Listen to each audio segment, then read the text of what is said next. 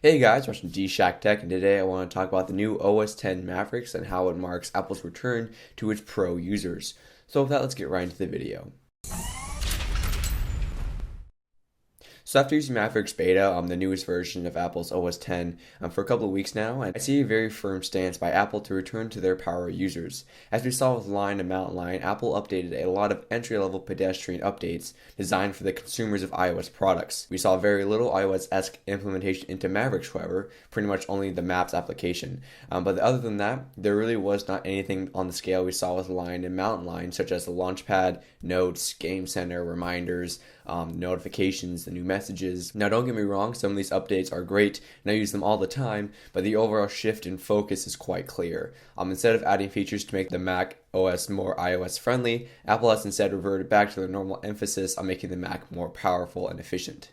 So what were these changes that Mavericks made it to make it more professional? Well, we saw an improvement in overall functionality and efficiency. They added tabs into the Finder, multiple display support with full screen applications and multiple docks. You also have the new time coalescer feature, which improves your battery life and battery usage. The new RAM management system with inactive, active, and empty RAM adjustment, which I think is actually quite cool and really interesting and seems to be working really well. And last but not least, they added tags to save all the documents and items to be better found when searching throughout your entire system. Now, while most of these improvements may seem really mundane and boring, not really that exciting to the average user, these updates are crucial and really special for the professional users and use them on a daily basis.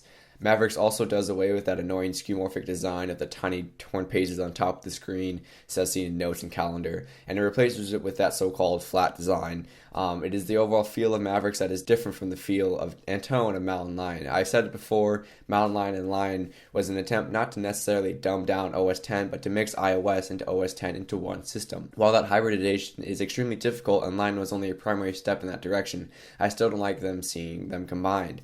I'm still a firm believer in keeping mobile operating systems separate from computer operating systems until the capabilities and processing in both are comparable. But until that point, don't try to dumb down one to match the other. So with the soon-to-be released Mavericks, which features updates for pro users, coupled with the skeuomorphic versus flat design argument, along with the much-awaited release of the Mac Pro in the fall, all this points towards Apple's return to its power users. This is why Mavericks marks a change, or maybe I shouldn't say change, but an ever so slight adjustment in the tone of updates. Well, that's pretty much it for this mini rant on Mavericks and Apple's return to their power users. Let me know what you think down in the comments section below. Check my channel DshackTech and subscribe for more technology commentary just like this and more product and app reviews. Follow me on Twitter, Facebook, and Instagram at my new WordPress blog, DshackTech.wordpress.com, for more written analysis and reviews. Thanks for watching, and as always, see you guys next time. And I actually like them a lot. They are not too obtrusive when using the MacBook Pro on your lap, and when you're using the MacBook Pro on a desk, it creates a gap between the bottom and the desk to allow better airflow and room for the camera. So what I'm trying to say is, what if you sell the iPhone Lite at around $300 or so, but sell it unlocked, so you can use non-contract options, which are often much cheaper and a lot more flexible than the binding 2-year contracts, which pretty much everyone has currently.